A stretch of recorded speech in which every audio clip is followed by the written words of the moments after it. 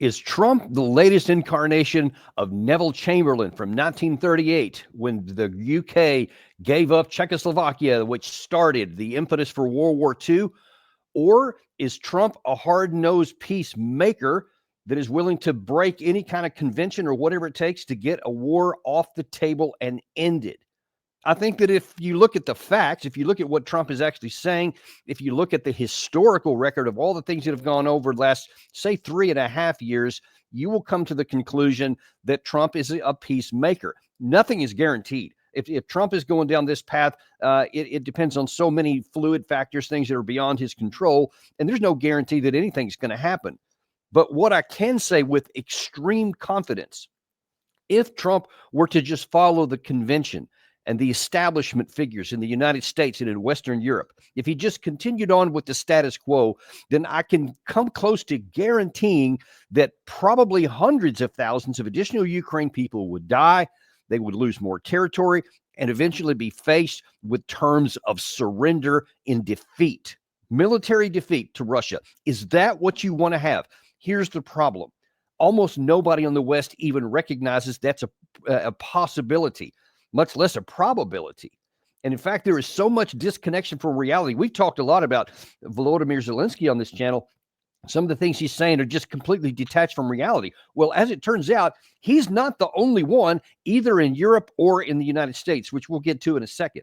But first of all, we did a show yesterday where we told you some of the things that Trump had said and which started a lot of this firestorm. And he had actually said Zelensky was a dictator without an election. And, all kinds of people just lost their minds on that.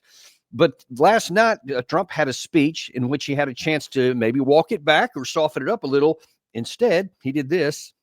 Think of it, a modestly successful comedian. President Zelensky talked the United States of America into spending $350 billion to go into a war that basically couldn't be won. He refuses to have elections, is low in the real Ukrainian polls. Somebody said, oh, no, his polls are good. Give me a break. The only thing he was really good at was playing Joe Biden like a fiddle. A dictator without elections. Zelensky better move fast or he's not going to have a country left. Got to move fast. I love Ukraine, but Zelensky has done a terrible job.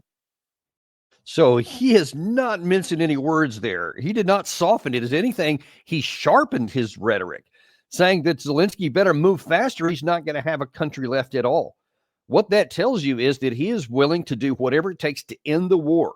And that means all of the support that we've given without any kind of strategy or without any kind of constraints, really, over 3 years is over, past tense, not coming to an end, but over. And the more that we go down this road and the more these kinds of attacks come after Trump, if anyone thinks that this is going to make him back down or feel embarrassed and change his course, man, they don't know anything about President Trump. They haven't been paying any attention. If anything, this is going to spur him onward and more accelerating faster towards where he's going. Now, one of the things he said in that comment right there, which definitely got my attention and increased my confidence that Trump knows what he's doing, is that he said that this was a war that couldn't have been won, that Zelensky should not have gotten into a war that couldn't be won. We've been telling you that from the beginning of this channel. It was always clear the war could never have been won. It should never have been started. The Ukraine side should have taken every opportunity, every diplomatic possibility to prevent the war from coming, and there were many of them. We've talked about it a lot. Go look at our show from yesterday. Also, I have published, since we were last on, an article in 1945 publication, a detailed accounting of all the things that Zelensky failed to do prior to the war and that he refused to do during the war.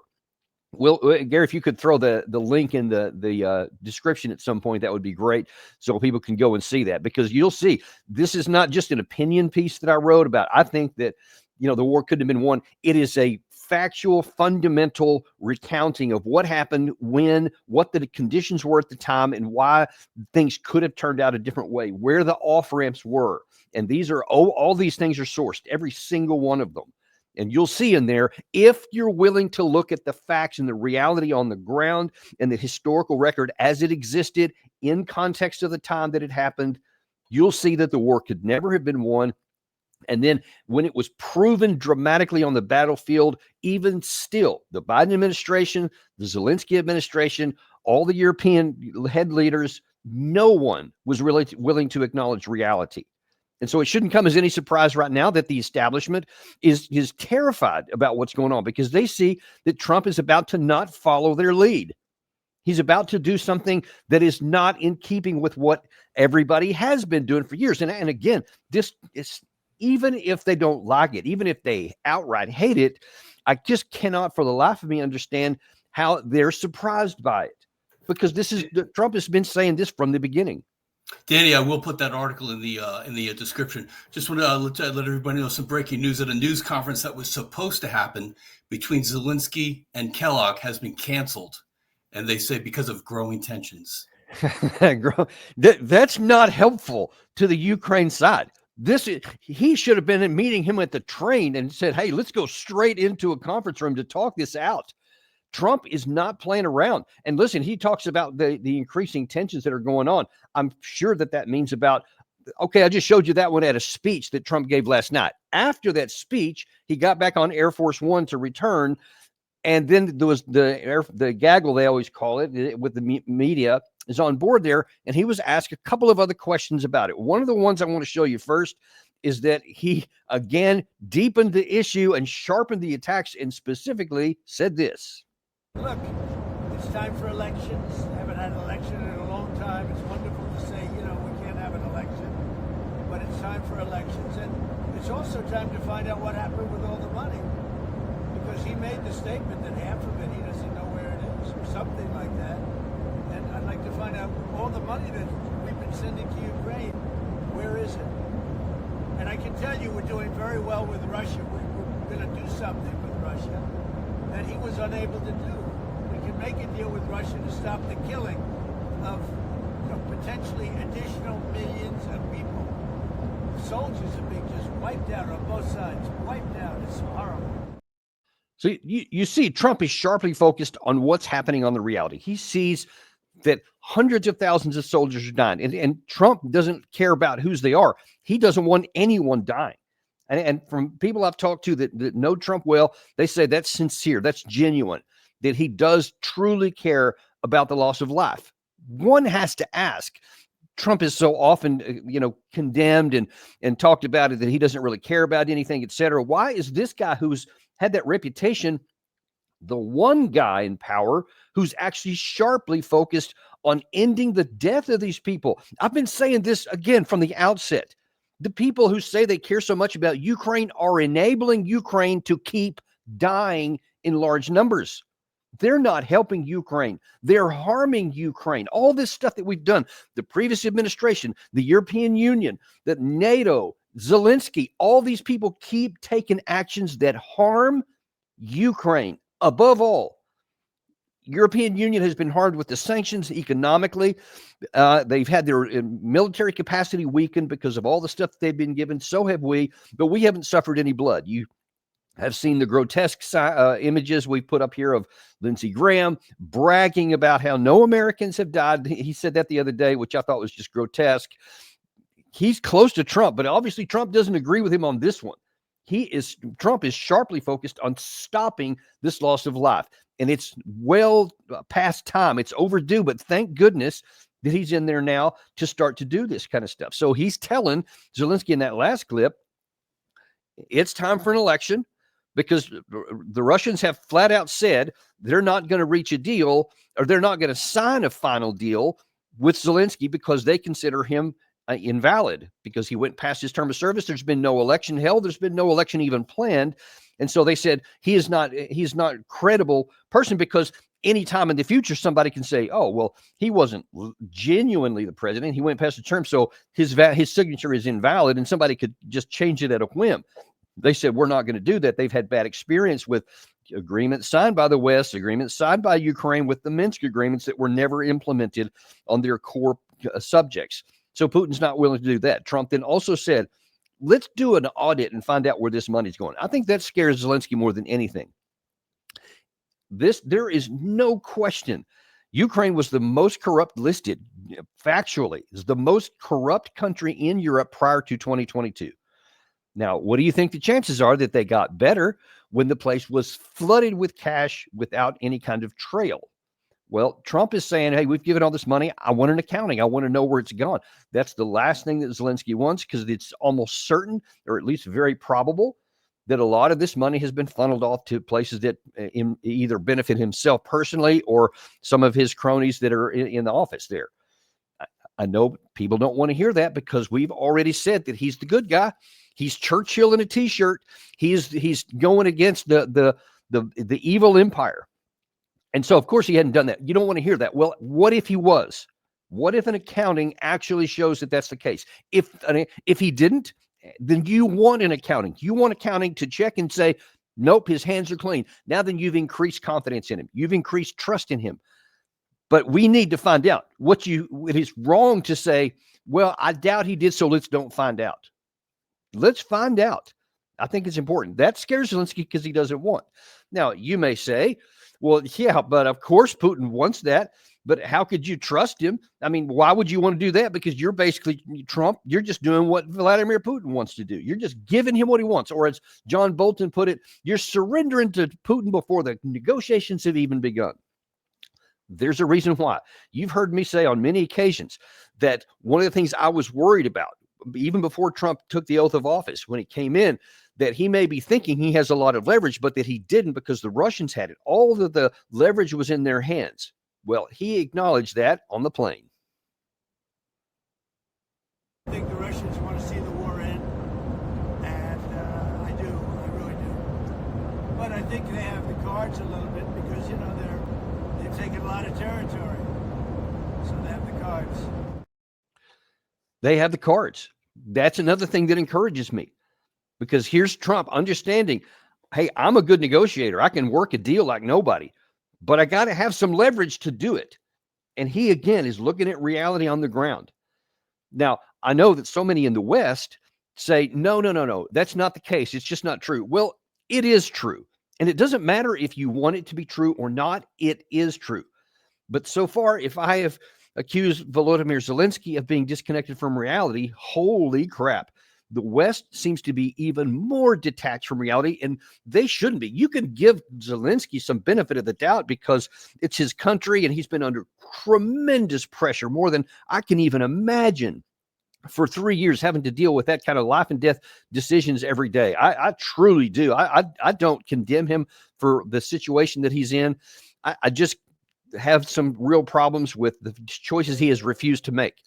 But you can't make that claim among the West. They're not under that kind of pressure. Their country isn't being blown up. Their people aren't dying. And yet they have been losing their minds since Trump made this comment. Here is just a quick montage of people both in Europe, senior people, and in the United States. For the United States to be flipping and almost siding with the aggressive dictator against the democratically elected country that is a victim, that has stunned not just European leaders, it's stunned people all over the world. To quote the president, "You should never have started it," he said. He was saying that to President Zelensky. This is disgusting, disgusting, after how this man has fought so hard and so valiantly. What world is he living in? It is not only contrary to the facts and the truth, but utterly despicable, a disgusting betrayal of a country that has bled and fought and died for freedom. You see, while Chamberlain's goal of peace may have been honorable, he was dangerously naive about the human nature of a tyrant in Germany who was bent on territorial ambition, pursuits that could only be thwarted with a show of strength. Well, President Trump's art of the deal opening negotiation with Vladimir Putin has the same odor of appeasement. Just to be clear, you think that the West, I guess, the US, Europe, is appeasing Russia potentially in the same way that Hitler was appeased before World War II? Well, I think Donald Trump's opening gambit on the negotiations looked like appeasement. What this means is the Pax Americana is finished, that America has effectively abdicated its leadership of the free world, because with leadership comes the responsibilities. Wow, that is amazing. It was so ironic because he said, I think it was Schumer, said, what world is he living in? He's living in the real world. That's what we need to understand here. Trump is the only one who's seeing this the way it is. I'm just shocked to say that of all of the Western leaders, he's the only one that sees it as it is. And I mean, you have Senator Blumenthal just saying, there's nothing that he said is true. Again, read the article that I published last night, because it has all the facts listed, all corroborated, all validated, one after the other. That tells me that Senator Durbin, Senator Blumenthal, Senator Schumer don't know the facts. So, because you can tell they're sincere with what they're saying. They believe with all their heart that this is a betrayal, that it's all this stuff. But that also exposes an underlying grotesque and horrible misunderstanding. They believe still, after all that's happened, because they listen to the media, they listen to the narrative, they have fallen for the words that people are saying at the expense of what their eyes could see if they would look. They still believe that if we just gave them enough stuff, they're going to win. The Ukraine side's going to win, even though that is an irrational point of view. It's irrational because you can't take a side that has been utterly decimated, almost certainly has casualties, well over 1 million men killed in action, that everything they have tried to do since late 2022 has been a military failure. Everything. Their defenses have crumbled. Their offensives have failed. Their attempts to even launch the operations in Kursk, that has failed. Their counterattacks in Kursk have failed. Their front line all along the east front is collapsing and crumbling by the day. Everything has failed. And yet, you have all of these allegedly intelligent people who on many other issues they have been, I don't know if it's ideologically blind, if they're just refusing to see with their eyes and instead only look through their heart and refuse to see the fundamentals, or that I want this to be true. So if I just wish it hard enough, it'll be true. It's not going to be, folks. And then you had both Senator Durbin and former Minister of Defense in the UK, Wallace, say it's 1938 again. Trump has the odor of Chamberlain, says Durbin. You had Wallace saying, yes, this feels like the appeasement of 1938. Okay, quick question here. How many of you think you know? How many of them think they know? Rather, probably because you probably do, our audience here. But how many of them actually know what happened in 1938? I bet that other than the headlines, they don't know squat. Because the world that existed in 1938 is radically different than the one that exists right now.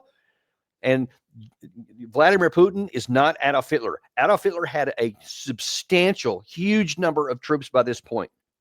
Huge air force, armored personnel, armored vehicles, armored forces, panzer divisions, whole armies, panzer armies. They had all this stuff that was prepared to go. They had thousands of tanks and everything else that they would need. The West was not prepared at all for war. They still had not recovered from World War I, which is only 25 years hence before all of this stuff started. And critically, you had the Prime Minister of Britain, Chamberlain, didn't have nuclear weapons. Trump does. The United States has nuclear weapons. The other side, Putin also has nuclear weapons. So unless either side is suicidal, and I see no evidence that they are, nobody is going to follow 1938 if Ukraine falls. That's their premise, that Trump is letting Ukraine fall. Trump is not letting anything, because even these guys, the former Minister of Defense, this other general that was recorded at the end there, they actually think that the military dynamic can change, and there's no ration for it. I mean, I'm sorry if I'm repetitive on that. It just baffles me to understand how people of such education, so much experience in the Ministry of Defense as a general officer, continue to say this. And folks, look, Bring me a spreadsheet. I want these guys to bring a spreadsheet on the floor. I want you to put the Ukraine side on and all of our allies on one spreadsheet and the Russia and its allies on the other side. And then I want you to say, this is 1938 because, and if Trump would only reverse course, Ukraine could win for this reason: air power, manpower, potential manpower, military age males in the country, defense industrial base capacity, current production, future production possibilities over time. What is that going to look like here? What is the national economies of the two sides that are going to do? And then you say that I can show here a path to where the Ukraine side can win. They haven't done that. You know why? Because their own analysis would scream what Daniel Davis Deep Dive has been telling you for a year and a half that we've been on the air, and what I've been saying on television since before the war started. That spreadsheet is what informs my analysis, and what apparently now informs Donald Trump's analysis. He sees the same things that we do. He is looking at the battlefield. He is not, quote, giving anything to Putin. Putin has it now. Listen to me. All you people who think this is 1938 again, listen to me carefully. If these guys that I just put on that montage, if they all got their way, somehow together they could all put enough pressure on Trump to just forget about it and to change his mind, to just give in to what they want. Here's what you'll win for winning that argument. You will see the destruction of Ukraine, the deaths of hundreds of thousands of men who right now are alive, who right now are desperate to survive, whose family members are eager to get this war over with. You will condemn them to death.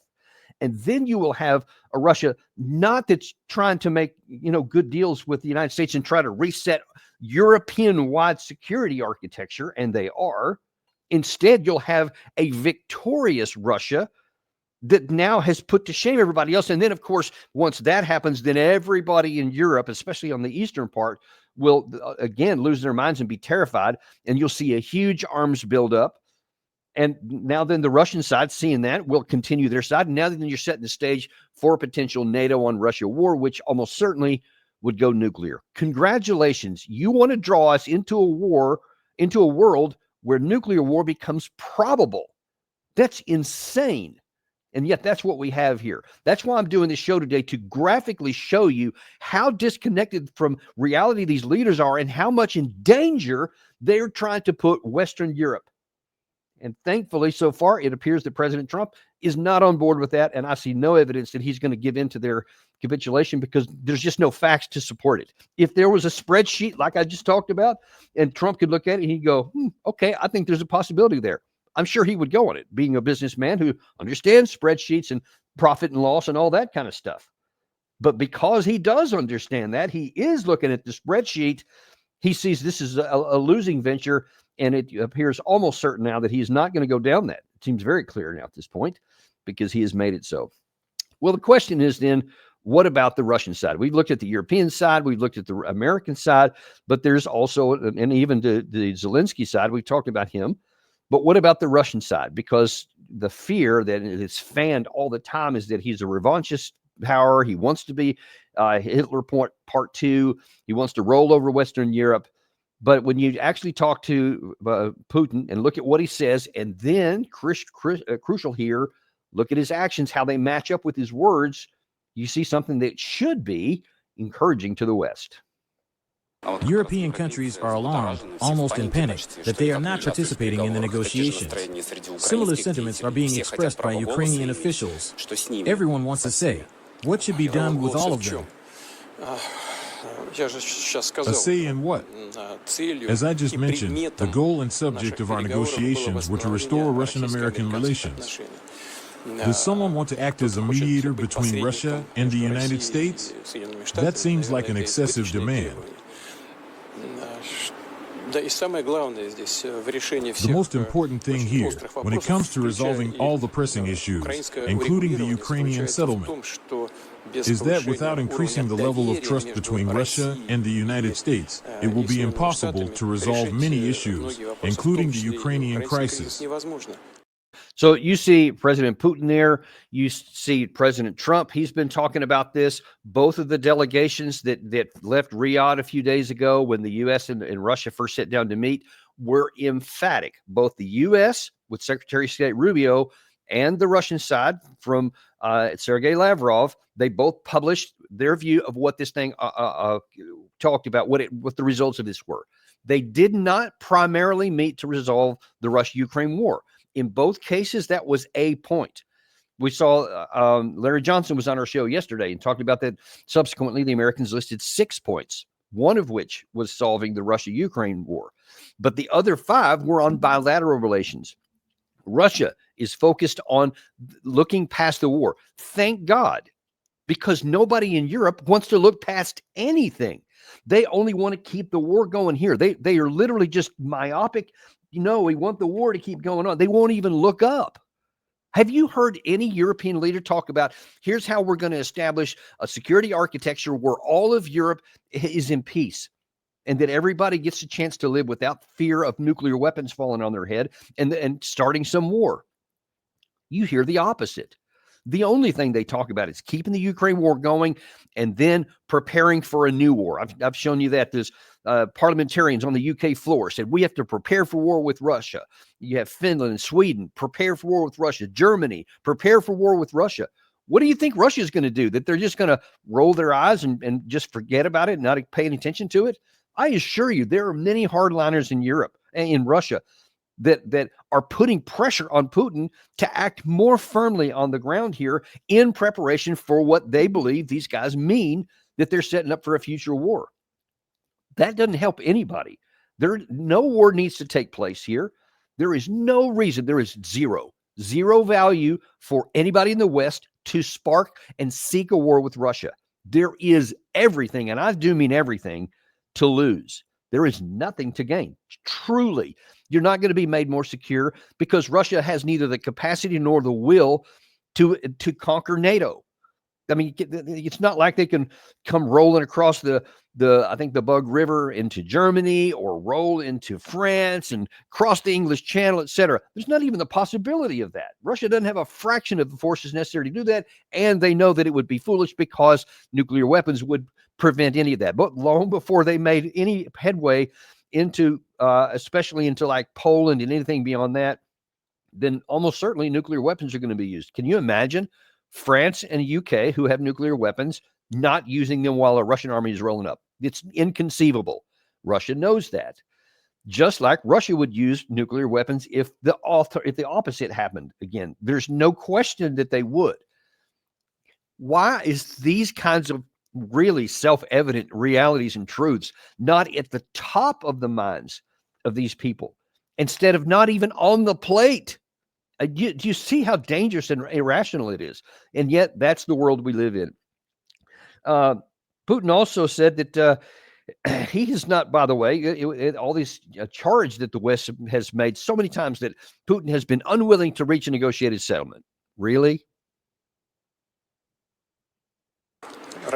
As for other participants, first of all, Russia has never refused contact with Europeans. Russia has never rejected the negotiation process with Ukraine, never. It was our so-called partners in those negotiations who refused. The Europeans cut off contact with Russia, while the Ukrainian side prohibited itself from engaging in negotiations and withdrew from the Istanbul negotiation process, openly and publicly announcing it. Well, we are not forcing anything on anyone. We are ready. I've said this 100 times. If they want to negotiate, they're welcome to do so, and we will be ready to return to the negotiating table. So, again, Putin propaganda. Yeah, but is it? As again, I've written in this article here, and I didn't even write all of it. He mentioned a lot of it right there. Putin signed the Minsk agreements. In 2019, he met with Angela Merkel, Hollande, and Zelensky himself. They all met to say, let's implement the Minsk agreements. Russia said that we would do all the part here as long as you do your part there. And the primary thing that was the initiator for the Russian side was the changing of the Ukrainian constitution to protect the rights of the Russian-speaking people in the eastern part of Ukraine. That was the primary issue there. Once that happened, then Russia said that it would do the rest of its stuff, which would withdraw all the heavy weapons, withdraw the support that they were given to the rebels in the east, etc. And we never got to that point. People always focused on, well, he didn't abide by that. Well, he's not going to until you get the primary purpose of his entrance in the first place with the support, which was the oppression of the Russian-speaking people of Ukraine. And by the way, as I've said many times, there had been basically an 8-year civil war between the Ukraine government and the Ukraine citizens in the east, a civil war. So Zelensky's forces were killing his own people in the east for 8 years, all on and off. And this is constant back and forth across. People lose sight of that. Russians don't. They haven't lost sight of that. But even all during that time, all during 2021, Putin emphatically continues to say, implement the Minsk agreements, and there's not going to be any conflict. He told privately Joe Biden, if you'll just say there's no NATO going to be in Ukraine, there won't be a war. Biden rejected that. He told Jens Stoltenberg, who weirdly enough admitted it in public, that yes, Putin did tell him that if you keep going in with NATO into Ukraine, there will be war. If you take it off the table, there won't be. He offered him a treaty to NATO and to the United States. Just declare there's no NATO in Europe, in Ukraine, and there won't be a war. So we had a chance for negotiations. He was trying hard. We wouldn't do it. He took his action. You don't have to like it. You don't have to agree with it. I don't. I've actually done a whole show on options short of war that Russia could have taken and didn't have to take the war in 2022 as they did. But that's neither here nor there. That's my opinion. I think they could have done some other stuff. They didn't. Bottom line is that we knew that we could have prevented war by this very low cost deal, which would cost no freedom, no economy problems. Wouldn't have required them to minimize their armed forces. There would have been no demilitarization, no denazification, so-called. None of those things were in part of it.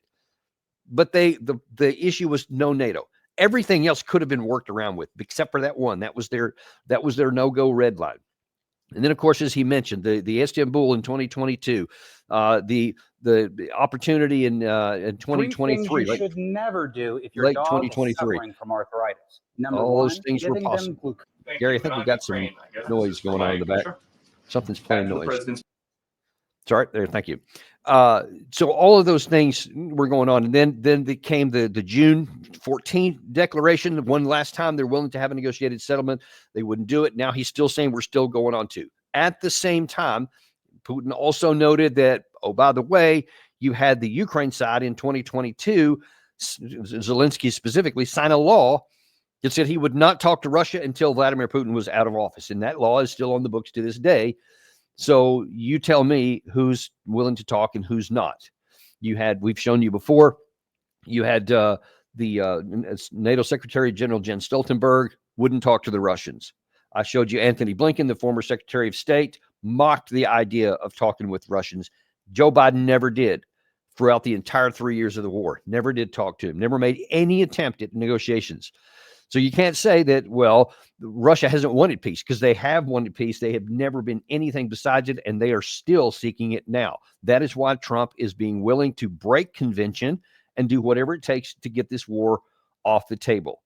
Now, you would think that with all of that history I've just talked about, all of these last 48 hours, 24 hours of stuff, it's now crystal clear that what Trump is going to do and what he's going to seek to get done here. So you would think begrudgingly the European leaders are going to finally start to realize, well, this is just not going to happen. We better get in line here because it's not going to make any difference. This is where it's going. Or so you would think. Instead, you have European leaders getting together and they're saying, hey, we want to have a force of 30,000 people that's going to provide some security guarantees for the Ukraine side. Gary, if you can toss that call out up there.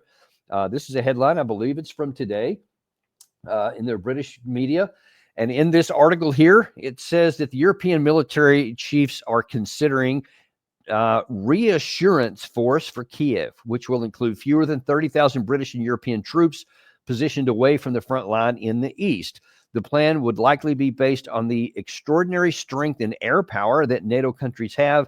It could be in the form of U.S.-based aircraft in Poland and Romania, subject to the agreement of President Trump. The areas where we have significant advantage over Russia are in the air, the official said, adding that the most effective way to punish Russia would be using air assets. The existing larger land forces of the eastern flank of NATO will be ready to move if required. Folks, let me just translate that into English for you. What in the hell? Because you realize that would spark a war between NATO and Russia. You're talking about it to punish Putin? What in God's name are you talking about? 30,000 troops? That's the most you can muster, and you want that to be a tripwire? I mean, goodness gracious, folks. You had Zelensky himself tell you just a week or so ago that Russia has a force of 150,000 getting ready in Belarus by itself. There's been reports a month or two ago about a separate 150,000 grouping in the eastern part on the east side of Pokrovsk. We don't know what that's for yet either. But you're talking about 30,000 troops is going to punish Vladimir Putin? I mean, the nonsensicalness of that, the irrational position of that you think that you want to have NATO forces in the East ready to move into action here. Let me tell you point blank, but aside from the absurdity of it and the no necessity of it, we can't do that. The West is in no position to start a war with anybody because we can't sustain it. Remember, it took Russia the better part of a year and a half once their initial incursion was exposed as being insufficient, and they got their nose bloodied and an arm broke, and really in the Kherson and Kharkiv areas. It took them a year and a half to really get ramped up on a full-time war mobilization industry where they were able to produce enough ammunition, weapons, and everything else to sustain the conflict, which now in the last 1 year they've been really, really good at. We haven't even started that process. And if you want to get into a situation now where those troops get on the ground and all of a sudden there is a clash, do you realize that you would almost be inviting Russia into Europe because we couldn't stop them with conventional forces? And then it's either nuclear weapons or you will lose areas to the east, or into the west rather. You got to see, folks, these European leaders and these folks that I've just shown you from the United States are just irrational.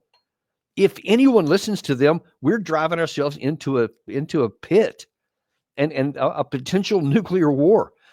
Fortunately, Trump is not going to fall into that trap, but it's deeply troubling that so many people that they want to go into this path here, that they're promoting it on major European media. That was the Times of London, I believe.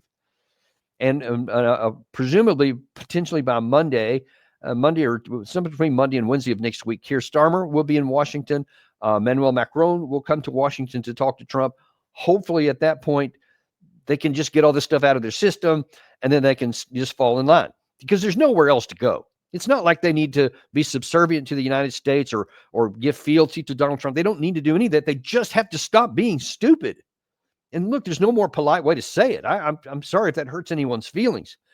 But when you're talking about actually advocating actions that could cause nuclear war, or even if it was only conventional, even if somehow you could keep the nukes off the table and in their silos, you're setting up now expanding the war into Europe, where it is not now, should never be. There's no reason for it to be there. If you're concerned about a future conventional fight, then by all means, each country on its, especially those that are in the area where Russia is, beef up your security. Follow Article 3 of the NATO treaty, where it says every nation should defend its own borders, should provide a military force capable of defending itself. Do that. No problem with that.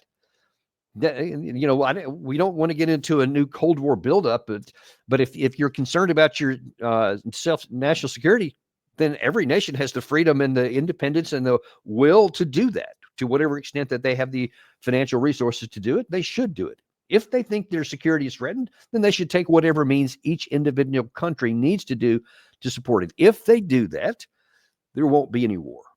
Russia wants to protect its and defend its western border. They have said that since 2008. They're still saying it today. They've never said anything besides that.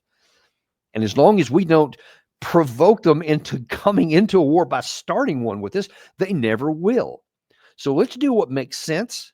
Let's do what's rational, what the evidence on the ground is, what the understanding of just how war works and the relative balance of power between the two sides, and recognize that getting into a war with Russia would be catastrophic, would only harm us, and would never provide a single benefit to our side. If we do that, everybody gets to live in peace, and this can just be something that we laugh about a year from now, and you know how crazy some of these guys were, but we're all alive to do it. So that's what we should be shooting for, and I certainly pray that that's what we end up getting. One last thing I want to talk about today, because it was just on the news, just popped out just as we were getting ready to come on air here. Gary found this here, that Pete Hegseth apparently is ready to start firing some senior generals and admirals, some sources say. There's not a lot of details on this. This is literally just breaking, but you may recall that I actually advised this. When they announced that Pete Hegseth was going to be the Secretary of Defense, I said, listen, one of the things he needs to do right off the top is he needs to cull a lot of these general officers, because the same establishment that I just showed you that exists in Western Europe, and especially in the United States, a lot of these guys who've been serving in Congress forever, they're still in the first Cold War mentality. They just can't get out of it.